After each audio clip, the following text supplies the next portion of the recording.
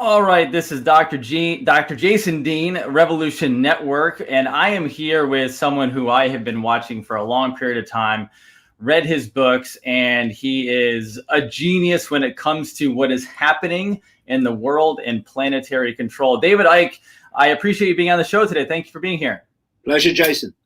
Absolutely. Now, we talked a little bit before you came on, and I said, you know what? Everyone can find David Icke on the pandemic and what's really going on. We know it's all a facade, deep state, cabal, you name it. So I'm actually going to go a little different direction today because I want to educate a lot of people out there who maybe are just learning about this. We have a lot of conspiracy people who are just waking up now to that there's actually a conspiracy going on. So I want to dive into, David, what you know, and this goes back to your beginning when you were on that show and they called you a kook, essentially, because you were actually speaking the truth.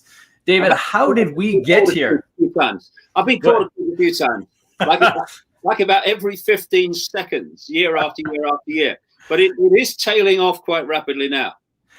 How did we get here from a planetary standpoint? You talk about this in The Biggest Secret, among other books, and you can go down any road you want to at this point, as deep as you want. But how do we get to this spot? Well, shall we go? I've been talking and writing for a long time about what I call a mind virus. And this mind virus attaches to the human subconscious, and it does a number of things. It feeds perceptual programs into the subconscious, which then filter through to the conscious mind as, I've just had a thought. This is my opinion. Oh, I'm just feeling this. And the people think that they are consciously coming to conclusions when actually they are repeating programs, perceptual programs that have been put into the subconscious. And I see this all the time now, because what's happened, and we'll get into this as we go along, is this mind virus has been working in the human subconscious, but what's happened is it suddenly entered the world of the conscious, and we're seeing it everywhere. The network of secret societies and families that are behind the current pandemic hoax and have been manipulating human society towards a global fascistic Orwellian state for a very, very long time, they are completely consumed by this mind virus. And different cultures and different periods of history have had different names for it. Like some Native American tribes call it Watiko, which is a name I basically use for it now. But other cultures describe it in other ways. The Gnostics of Egypt and the Great Library of Alexandria in the period up to around 400 AD, they called this virus archons, which is a Greek word meaning ruler. So you've got this very, very distorted, imbalanced state of consciousness that operates in a particular band of frequency. And it's this deep, deep imbalance which manifests as what we call psychopaths. The people behind the manipulation of human society are not only psychopaths, they're super psychopaths. I mean, people like Bill Gates is a super psychopath, and there are many, many others I could name, because they are completely consumed by this mind virus. It's a state of consciousness, but a very, very imbalanced one. And, you know, when you look at the constant religious theme of good and evil, basically this plays out in what I'm talking about. It's a very imbalanced state of consciousness, which cannot manifest things like empathy, compassion, etc. And then there's a state of consciousness which is balanced and at peace and in harmony. And what this mind virus wants to do, because it's conscious, it's not a form, but it can take form. But it's conscious and it's seeking to impose itself. So it has completely entrapped this network of families and the inner core of the secret society network that is driving human society down this dark road to fascism. But it's also trying to infiltrate the consciousness of the population and assimilate it. And it operates by definition. It's a very imbalanced, distorted state of consciousness, therefore on a very low frequency band, which basically resonates to the frequency band of what I call low vibrational emotion, the key one being fear. If you can pull people into fear, you're pulling it into the Wetiko frequency band, and a connection can be made, and therefore an influence can be made. And what we call awakening is actually expanding your awareness. And as you expand your awareness, not least by expanding your self-identity, your sense of what the I really is, a state of infinite consciousness, having an experience. Once you do that, that expansion of awareness is an expansion of frequency. That expansion of self-identity is an expansion of frequency because it's an expansion of your sense of self. If you self-identify with the labels we're given, I'm a man, I'm a woman, I'm this sexuality, I'm this race, I'm this income bracket, whatever, I'm this culture, this religion, then you are self-identifying with a label that if you live as if that's you, puts you in a very small bubble of self-identity. That's a very small bubble of consciousness and awareness, because what you're saying is I am a label.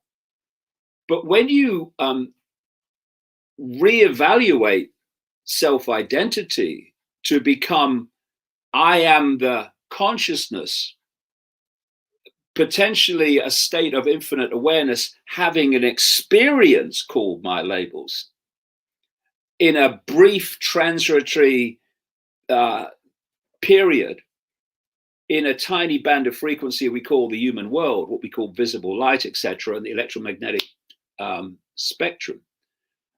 When you expand your awareness to that sense of self, everything expands. The amount of consciousness you're letting in expands, and that expansion of self becomes an expansion of frequency, and your frequency starts to rise. And as it does so, it's rising beyond the frequency band of this Wetiko mind virus. And that's what we call awakening. Awakening from the influence of this mind virus. So if you fall into states of fear, I mean, look what's happened in the last few months, to states of fear and anxiety. You fall into states of hatred and resentment, all these low vibrational emotions. You are falling into the frequency of Wetiko. And what's happened is this network, which is basically Wetiko incarnate, has structured human society so that human society generates maximum low vibrational states of consciousness, states of emotion, because they're trying to assimilate you into the awareness or lack of it that controls them. And what the Native Americans say about their version of this virus, which some call Wetiko, there are other names for it, which are actually quite close to that other Native American groups have. But one of the things they say is that this mind virus works through the subconscious mind. And they call it a mind blindness. And they say what happens is the conscious mind is tricked into believing it's awake and believing it's making its own decisions and believing it can see, while actually it's been blinded from all of those things. And I'm seeing this all the time. What you hear in relation to, and when I'm talking about this virus, by the way, I'm not talking about COVID-19 type virus. Right. Not that there is one. I'm talking, it operates like a computer virus. If you just visualize someone sitting at a computer like I am now, and you've got the keyboard, got the mouse, that's symbolic of expanded states of consciousness. And the computer is symbolic of the five sense mind, let's call it that. And the idea is those two are supposed to interact and communicate. And this has been my concept for a long time. And I was, quite taken aback to see that the Native Americans, going way back, have this same concept, but they call it something else. They call it Wetiko, among other things. And they say that this Wetiko seeks to get in between the expanded state of awareness and the conscious mind operating in the human subconscious. And what it's trying to do, because unless it does, it cannot prevail and impose itself on human behavior. It's seeking to isolate five sense mind in the bubble of the human sense of reality and disconnect it from expanded states of consciousness. And if it does that, basically people, they perceive and can conceive only of the world that they see. Can I see it, touch it, taste it, hear it, etc.? Oh, it exists then. And if I can't, then it's not possible to exist. Only what the five senses can sense and interact with could possibly exist. That's why you get people in that state that just wave away any idea that there are other realities apart from this one. And what they don't realize is this reality is so ridiculously narrow in terms of visual reality. It's laughable. The limitation of the frequency that we can actually see, and outside of it, which we can't see, lies infinity. But this frequency that we can see, called visible light, it's ludicrously small. So if you imagine this situation with the person at the keyboard and the mouse and the computer, symbolic of the five sense mind, you are having an interaction which is kind of benefiting everybody. The expanded state of awareness is putting the data in and doing the mouse, and the computer is responding to that data and going wherever it goes. But then what happens when you get a computer virus taking over the operating system? What happens is, first of all, the computer starts doing unusual things, often slows down because the information is not passing around it in the optimum way anymore. And then eventually, as it gets more and more serious, you're banging the keys and you're banging the mouse, the computer's not reacting.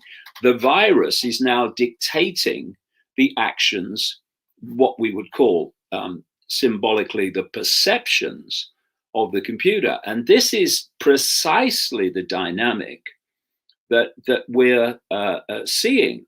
So if you are being massively influenced by this mind virus, this Wetiko, and someone else is not, you are absolutely not going to see the world the same. You're not going to see anything the same.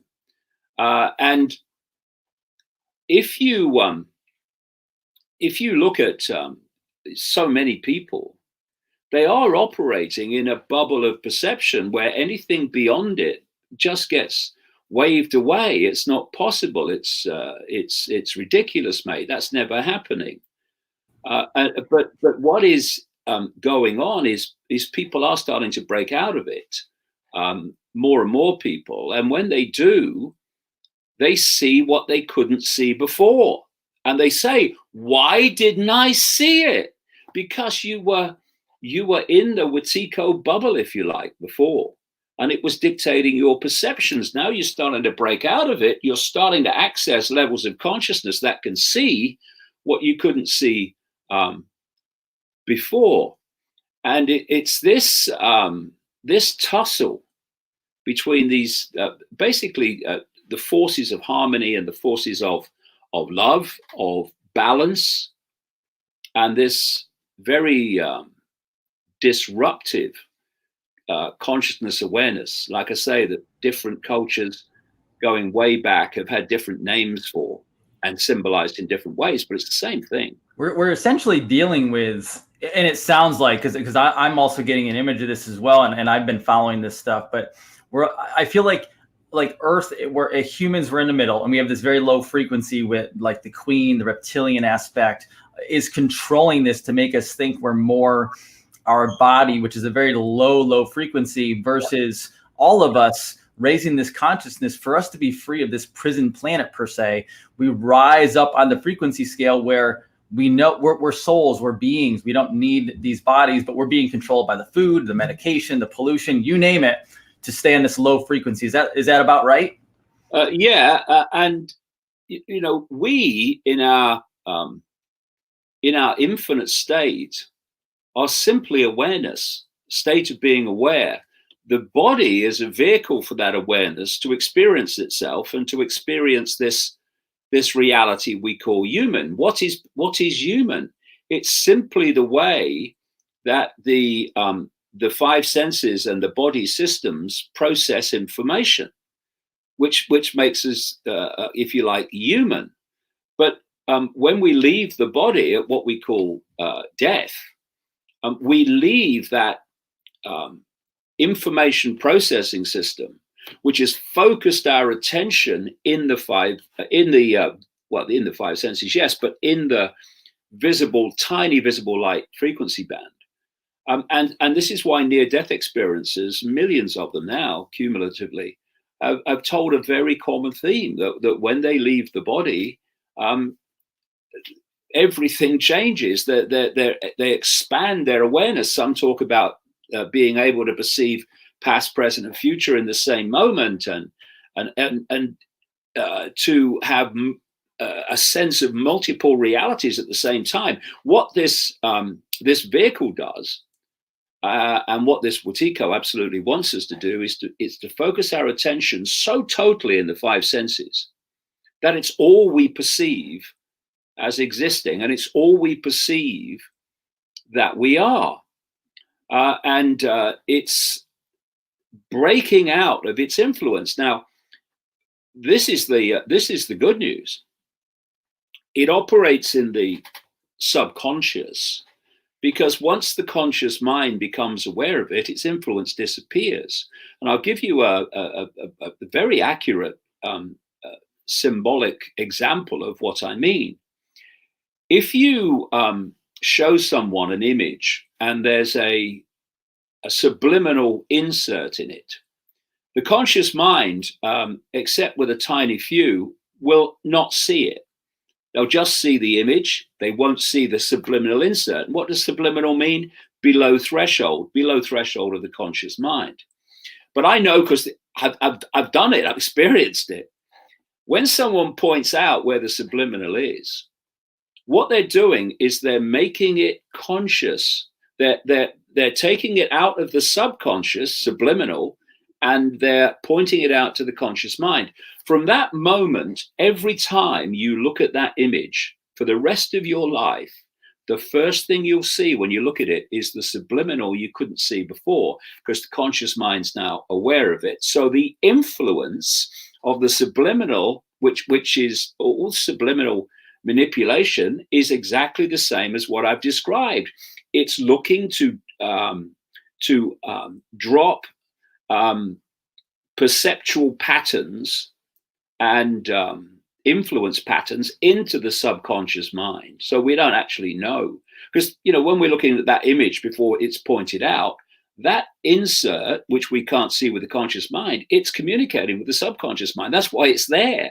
That's why they put them in advertisements and stuff. And so when we become aware of it, it no longer influences us because we're aware of it. And, you know, the Native American concept of Wetiko talks about exactly the same, that once you become aware, A, that it exists, and B, that it's influencing you, you are bringing its subconscious manipulation to the conscious mind, and it loses power over you. And I think one of the ways to acknowledge it and therefore make it conscious, therefore delete its influence, is to, when you are about to act in a certain way, or you're acting in a certain way, or when you're having certain perceptions about people and stuff, is to ask, is this me? Is this loving? Is this compassionate? Is this just? Is this fair? Am I seeking to manipulate? And if the answer to that is yes, I am, or no, it's not fair, it's not just, it's not compassionate, it's not done with empathy, well, then if you acknowledge that actually this mind virus influencing your actions, because that it's in those areas that it works. So like I say, you know, at its most extreme, this is what psychopathy is. And what we're looking at is a form of possession. You know, this idea of possession goes way back into ancient history, where some force takes over the human vehicle. And what have I described there? A computer virus taking over a computer. It's absolutely the same principle. And what happens when people are possessed is they cease to be what they were before, and they cease to act as they did before. And, you know, at the most extreme, of course, you see the distortions of their faces as this possessing consciousness starts to influence the very vehicle, the exorcist type possession. But there's possession that's far more, doesn't have to go to that extreme, can be far more mild, but it's still influencing you in your actions and overwhelmingly in your perceptions. It doesn't want you to wake up, because when you wake up, its power has gone. So it wants to keep you asleep. And so you've got the influence directly on the subconscious mind to keep you in a state of limited perception and a limited sense of the possible. Oh, that's not possible. Oh, no, there's no life after death and all that. But at the same time, it's also controlling this global network, which controls the banking systems and governments and Silicon Valley giants, etc., and the mainstream media, all of this, in which they are also seeking to keep people asleep in exactly the same way. You know, when in the media do you see explorations of reality outside the concept of either some judgmental God is controlling us, or this is just a cosmic accident which came out of nowhere and will go into nowhere, and you know, there's no point to life. You know, life's a bitch and then you die. These concepts can be explored. They're taken as read. Look at mainstream science. What does it overwhelmingly say? There is no life after death. Consciousness comes from the brain. See, and these are Wetiko institutions, academia, which says the same. That's its party line as well. science, all these things, medicine, which is just an expression of science, the medical expression of science, they all reject that life is eternal, that life continues after physical death, because they're all serving, and the overwhelming majority of them have no idea they're doing so, but they're serving this whole enslavement of the mind, enslavement of perception and sense of self, by saying, you know, when the body dies, everything dies, and that consciousness is the brain, and there's nothing like consciousness beyond it.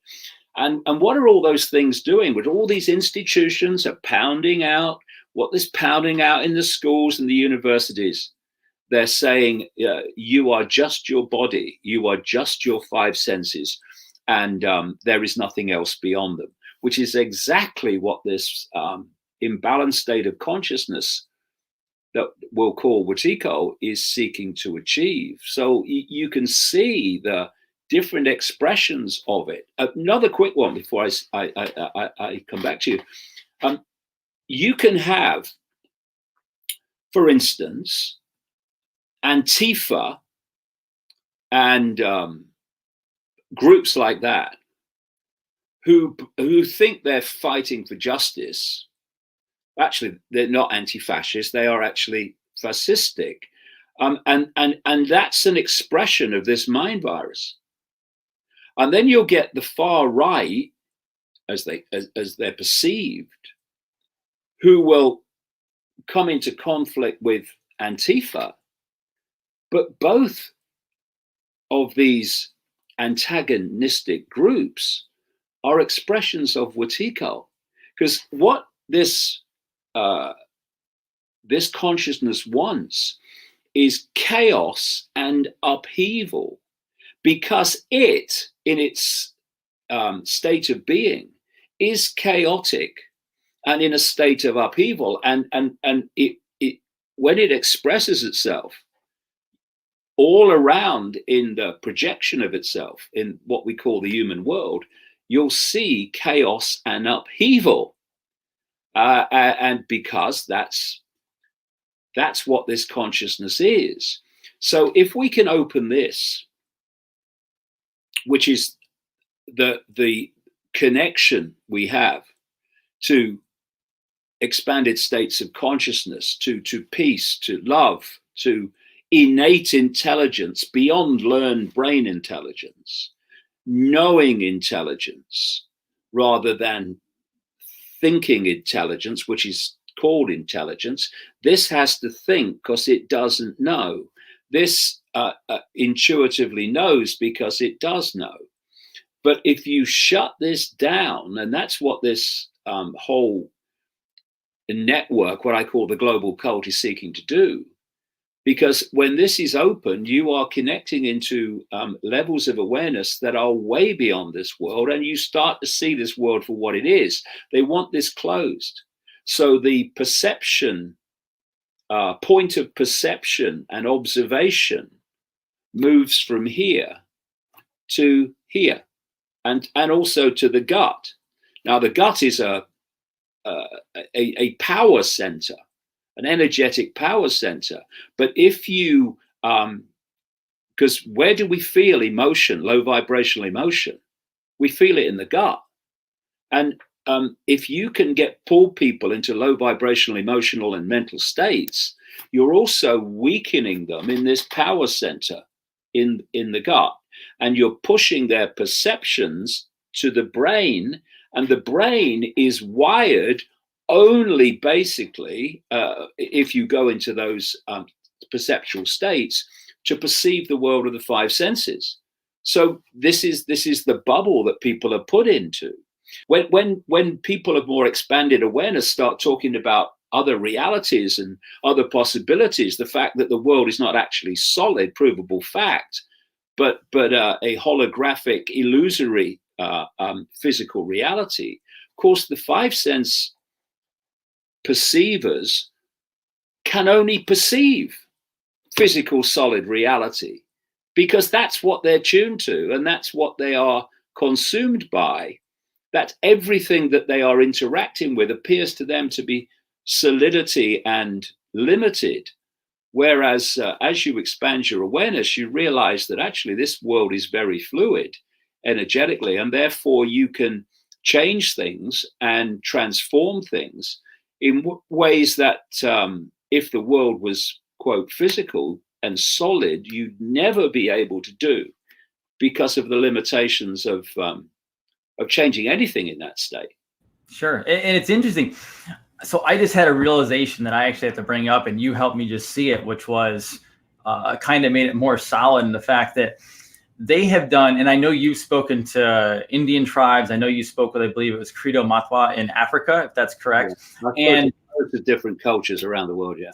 Right. And it's interesting because we have been taught by society and the powers that be to not study and go for our knowledge, our ancient history, but instead we've been told to worship things like the Queen or the Pope or other people. And now we're looking up thinking that's God, when in reality, God created everything that was here and it's in our history. Could you speak on that? Because I can see how they've totally taken us away from our ancient origins and instead got us to worship something that is basically the enemy.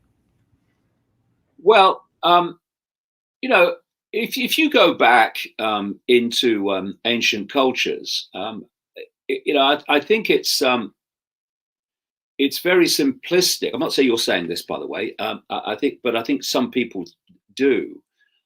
It's very simplistic to look upon them with rose-tinted glasses, shall we say? The ancient cultures also had their their conflicts, and they had their problems, and they had their upheavals. But what they did have, however, was an understanding, certainly the shamanistic streams within them, that we are consciousness, and that life is eternal because consciousness is eternal, and that there is another force, and there are other endless realities beyond this one.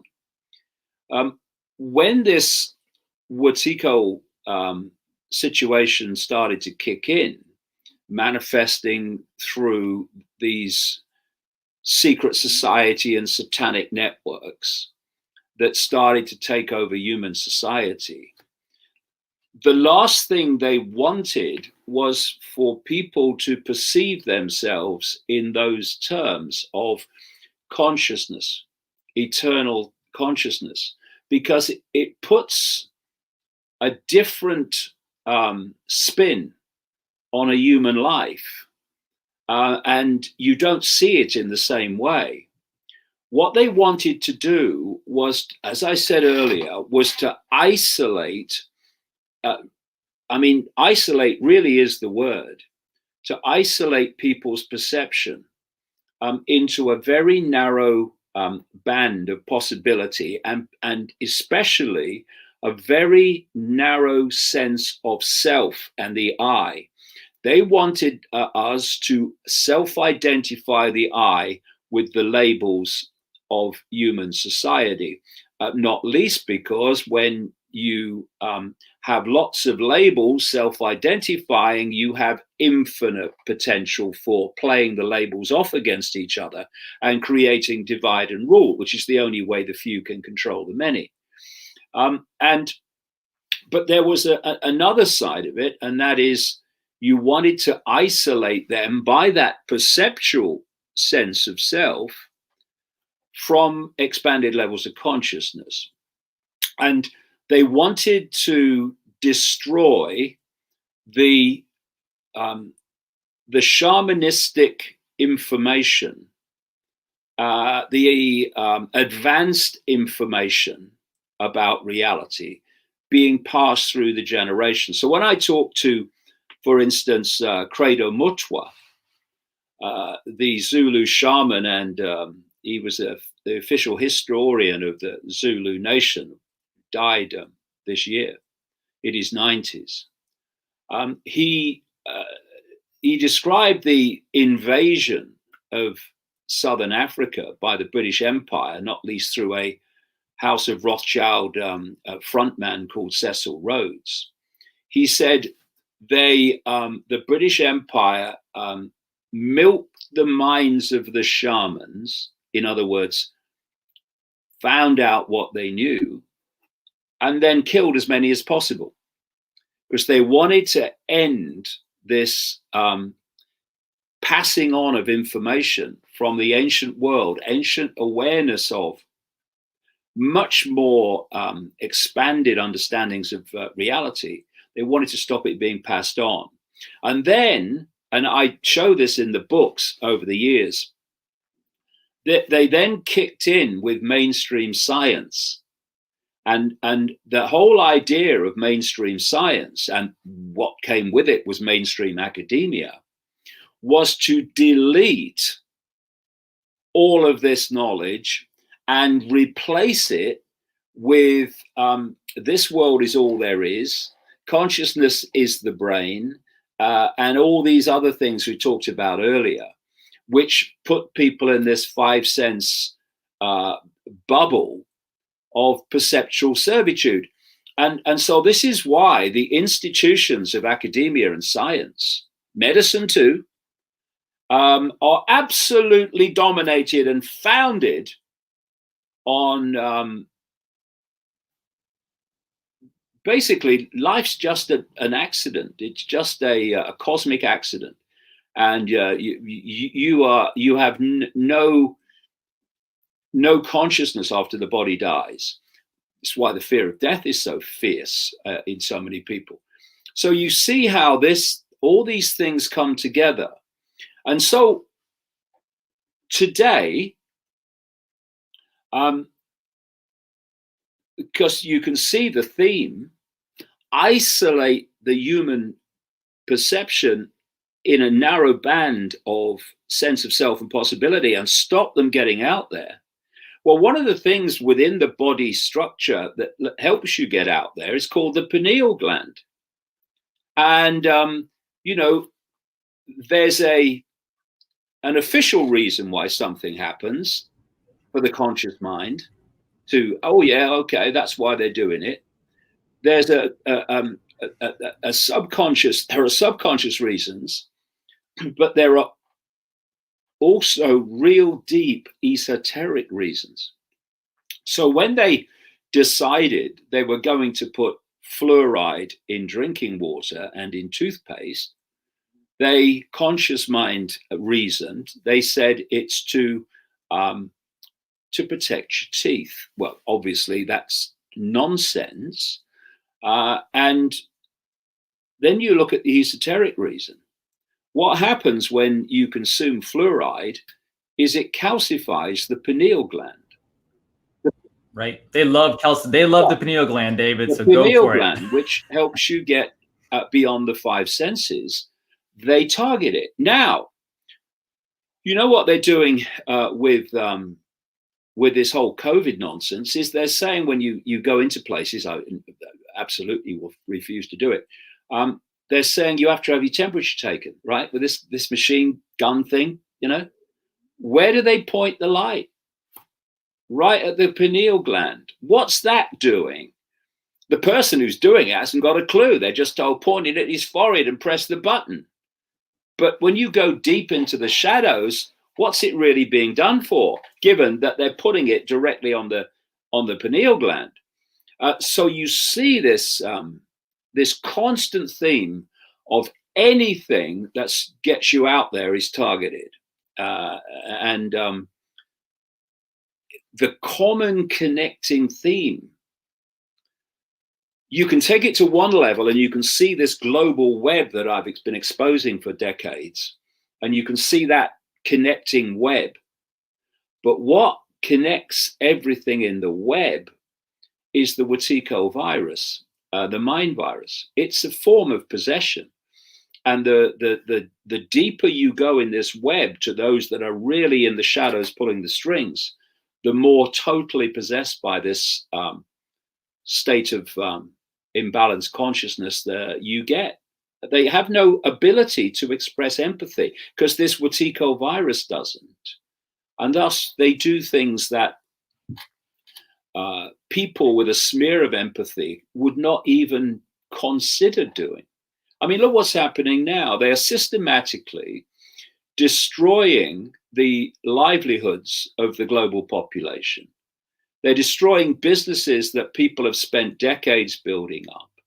They're forcing masks on people, which is damaging their health by breathing in carbon dioxide, and which their body's trying to expel, and not breathing in enough oxygen.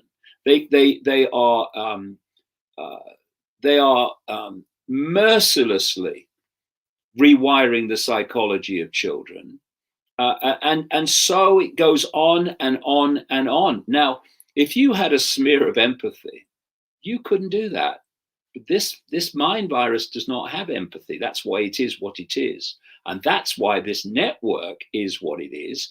And that's why Bill Gates is what he is, because he's one of the most blatantly obvious vehicles for Wetiko that you could possibly imagine.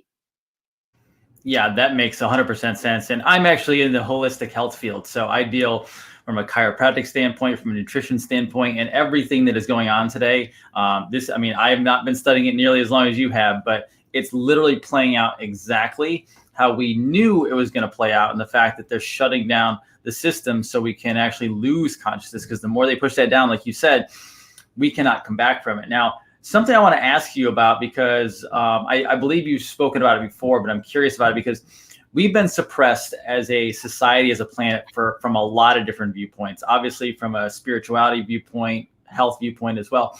But also, at least in my life, I have only known debt slavery. That's all I've ever known, because I grew up in it and we thought it was normal. Now, when we get down to the word of the usury word, so constitutionally, technically, income tax is illegal. Now, business tax, that's a whole other type of situation. But how does that play into it? Because most of Americans, at least, and I think most of the global population, unfortunately, we don't know as much because our media doesn't allow us to see what happens overseas. And so we don't get to know the nice people around the entire planet. But from a finance standpoint, how much is that suppressed and how much does that come into play in this? Well, what this virus wants to do is control. Therefore, its vehicles, which are expressions of its state of being, want to control. And so this global network, the web, the cult as I call it, is obsessed with control. And this brings up another aspect, which is this virus, this state of consciousness, is actually very weak. It doesn't have power. It has to manipulate us to give it our power. And we do that by giving our power away to authorities and what have you around the world. When they don't have power, if we said no, they have no power. So we acquiesce to what they demand, and we give them our power. That's how we got into this mess with this virus and all the lockdowns.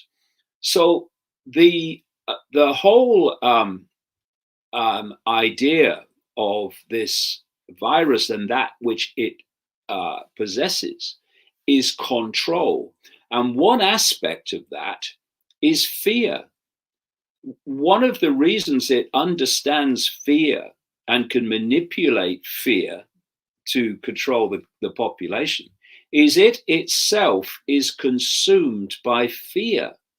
It's part of its being. And because it's part of its being, it's part of its frequency set, it feeds off human fear.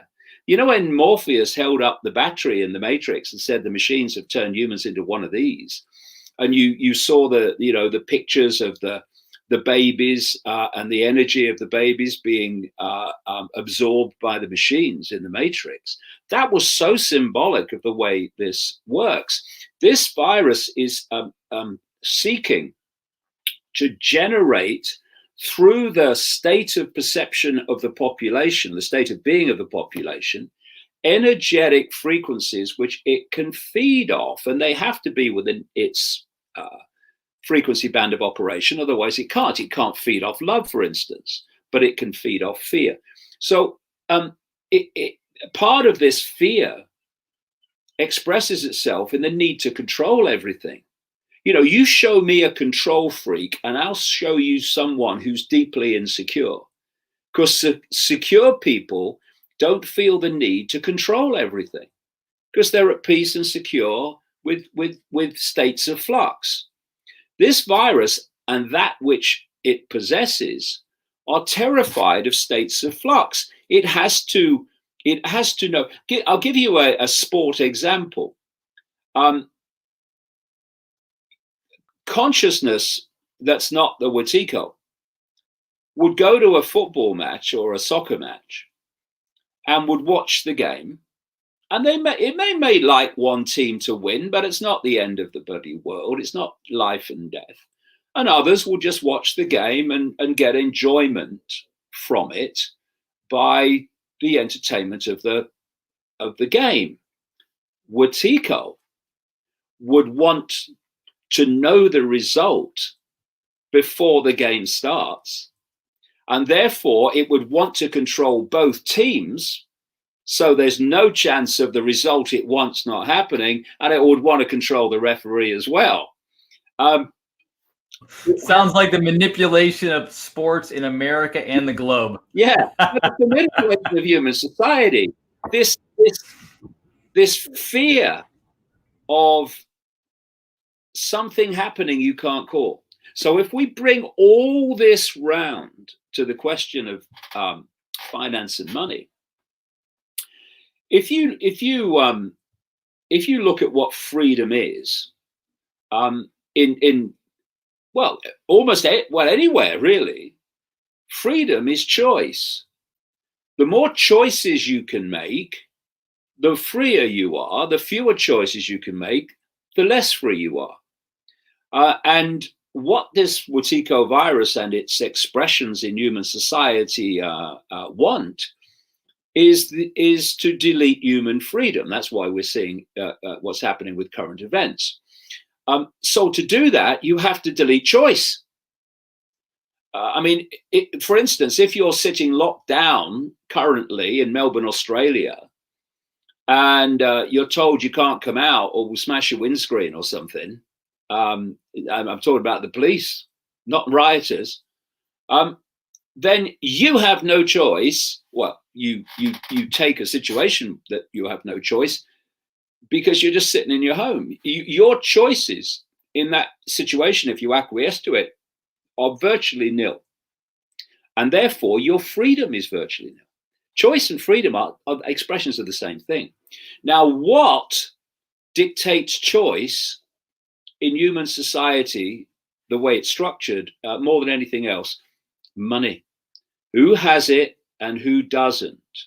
The more money you have, the more choices that gives you. The less money you have, the fewer choices it gives you. And that's where the control of money comes from. You know, I see people, even in the alternative media, who talk about the banking system being about greed. Now, of course, that's true, but it's not the bottom line of the banking system and the financial system. It's to control money and where it goes and where it doesn't go, so you can control the choice of the population. And if we take this to current events, by these ludicrous, unjustified, fascistic and pathological, psychopathic lockdowns, they have destroyed the livelihoods of vast numbers of people, their businesses and their employment. And what has that taken away? Choice. And what they want to do, and I've been writing about this for decades, is they want to introduce what they're calling a guaranteed income. And they'll present this as they're being, kind. Or we want to help you. But what they'll do, what it's planned to be, is a survival level, if that, of income, and you only get it if you do what you're told. So it's about control. I'll give you an example of it working now. In Australia, where fascism is absolutely taking root in Victoria and Melbourne, etc., what's happening there is just extraordinary. The government cuts your benefits if you don't have your children vaccinated according to the list the government says they should be vaccinated with. And that is a precursor of the guaranteed income. And so when we talk about the 1%, it's a 1% for a reason. Actually, at its core, it's less than 1%. What do we mean by the 1%? The focus of global wealth. You've got about 6 people now who have the same wealth as the poorest half of the population. And therefore, the 6 have infinite choice, at least within that which money gives them that choice, while the poorest half of the population have the choice of trying to survive another day. And this is what happens. You hoard the money, you hoard the choice, and you hoard the freedom, and you delete it from the population. And so that's what the money system's really about. And if you look at how it works, they lend money, people money that doesn't exist, called credit, and then they charge you interest on it. And all they've done is conjured that credit out of nowhere on a computer screen. It's backed by nothing. It's just figures on a screen, credit. And if you can't pay back the principal and the interest on the credit, they're charging you interest on money that has never, does not, and will never exist. And overwhelmingly, you will not be able to pay it back because of something the same force and the same banking and financial system has done, think 2008, to crash the system. Then if you can't pay it back, then all your collateral, your land, resources, home, business, whatever, is taken by the banks and the financial system in exchange for non-existent money called credit. Now, this has been going on generation after generation. And what it's done is suck the real wealth of the world out of the human population and into the hands of the few. That's how the 1% got formed. Now, look at the last few months. Small business, mom and pop businesses, medium-sized businesses, even big business that's not connected to this cult have been devastated. But who has benefited? The billionaire corporations. I mean, Amazon and Bezos have increased their wealth vastly. They've increased their market share vastly because the competition has been destroyed. And the 1% will be a lot less than 1% now. And this is what the money system is there for. Yes, it's about greed, but primarily, ultimately, it's about control. I would agree 100%. I've said it for a long time, in the fact that when the people who control everything can print as much money as they want, it's not about money, it's about the control, because they can already print what they want. They can already create the digits on a computer screen. They have all the money in the world. They can buy whatever they want. It's not about purchasing power. It's about control of the population. In our last couple minutes, David, give everyone some ways on top of reading your books as well, because they're obviously a treasure trove of information and education. How can we bring our consciousness up? Because ultimately that is our survival on this planet and beyond. Well, I've got a book just out, actually. It's called The Answer. And that's the theme. I mean, there's lots of names, dates, places, information. There's an absolute demolition of the official story of the virus, which actually doesn't exist. That's the scale of the scam. But it's called The Answer because the answers are in there.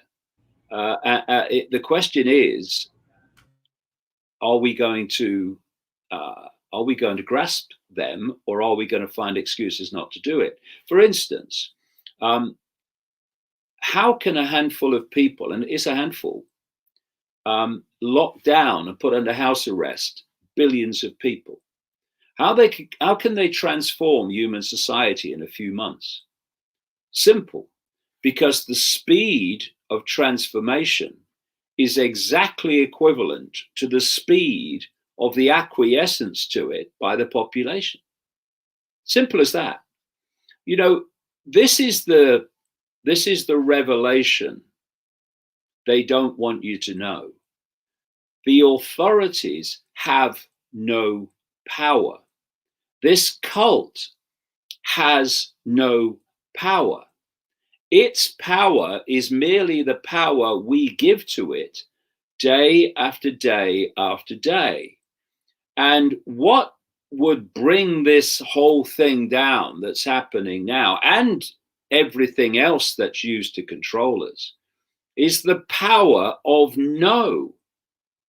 I mean, you don't even have to protest. You certainly don't have to fight the enemy. You just have to use the power of no. You're going to wear masks? No, we're not. You're going to stay in your homes? No, we're not. You're going to do this, you're going to do that? No, we're not. You're going to keep away from other people, you're unsocially distanced? No, we're not. No, and so what's they going to do? If enough people did that, the authorities have no power. It's our acquiescence that gives them the illusion of power, and that illusion of power then gets recycled back, and people acquiesce because they fear the power of the authorities, which is merely the power of the people that has been given to the authorities. If people come out of these meetings and they have these virus press conferences and they say, we've decided this is going to happen, if people say we're not doing it, they've got no power. I mean, masks, right? Look at the number of people, look at the number of shops and stores and buildings. How on earth is that enforceable? It's impossible. And it happens for two reasons. The target population is manipulated to police itself. So you see again and again the slaves policing the slaves on behalf of the slave owners. You've not got a mask on, I'm calling the police. And because people fear not acquiescing, they fear the consequences of not acquiescing. And these are the manipulations that lead to people en masse giving their power to the few. If we decide we're not doing it, then it can't happen. There's not enough police officers to police it. And it would all fall apart very, very quickly. No matter, how far along the road we've come. And my God, this winter, if people think that, what are the consequences of me acquiescing? They will see this winter the consequences of acquiescence and where that gets you. And yet, even then, we can turn this around anytime we choose by the power of no. We're not doing it. Because if we do that, we'll see a glittering truth. The authorities have no power. They've never had any power, even though the whole history of humanity, known human history, is about the few controlling the many, because the many perceive the power of the few when it's actually the population's power handed over. It's the whole of human history is this same recurring theme. Now, when very appropriately, symbolically, this force has taken its mask off and walked into the room where we can see it, we have the opportunity to bring an end to this nonsense with this realization of where the power really is. And it's not with the few. And I refuse to wear a mask. I refuse to sanitize my hands with toxic shite, where a third of the back of the bottle is telling you how dangerous it is and how you have to get rid of it as a toxic waste. I will not give my details in this track and trace. And I will not socially distance. If people want to keep away from me, I won't chase them. But I'm not going to avoid them because they are no danger to me, because there is no virus. It's all a scam. And the reason that 85% plus of people that test positive in a test that's actually not testing for the virus, as I've been talking about at length, is because there's nothing wrong with them. They have no symptoms because there's nothing wrong with them. And the whole COVID-19 hoax is, to come back to the theme of our chat, about imposing the perception of something that is simply not true. And that is based on the foundation perception of what is not true, on which everything and all human control depends. The perception of the people, the population, that the few, the authorities have power. They do not. We do collectively. And when we take it back with the power of no, this nonsense is over, but not until.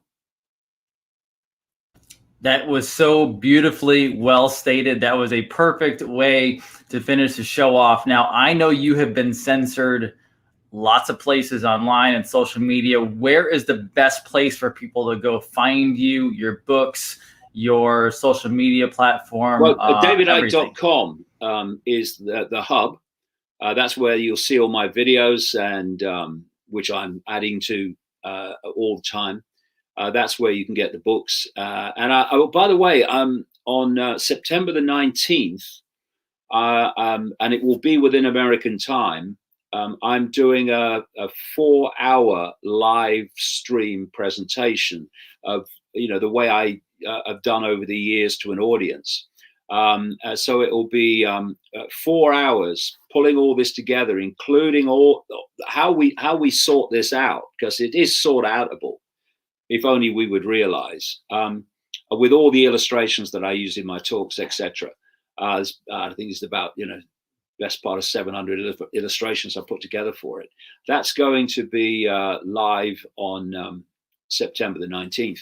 The other platform we have is called Iconic, which is now a massive media platform with about 750 videos, series, original full-length documentaries. I do stuff on it every week as well, and in fact, the stream will be done through Iconic, because, as you say, I've been censored all over the place. So we've taken again our power back, and we're controlling the stream, and we're controlling the playing of the stream and the playing of the videos, and not any longer being dependent on people like YouTube. They'd ban me anyway, and Vimeo will also ban me, as Facebook banned me. And by the way, just to emphasize the point, that all that banning began immediately. I did an interview that got a very, very big audience, and what I said in that interview is there is no virus. And at that point, all hell broke loose in terms of censorship. And that is the staggering truth that they don't want us to know, because then we'd realize the staggering scale of the scam that's been played upon us. I agree. That's why, David, I actually stream this everywhere, but I also put it to my own website, and it will be downloaded immediately after, because we have to keep a hold of this gold that is information. And so I appreciate you, sir, being on the show today. You've been amazing. Again, I've watched your material, looked up to you for a long period of time as a great knowledge base, and you have enlightened so many new people today. So again, very well done, sir. Thanks, Jason. Been a real pleasure. We'll talk again. Absolutely. Dr. Jason Dean, Revolution Network, signing off for David Icke. Have a great day, and spread this information as far and as wide as possible.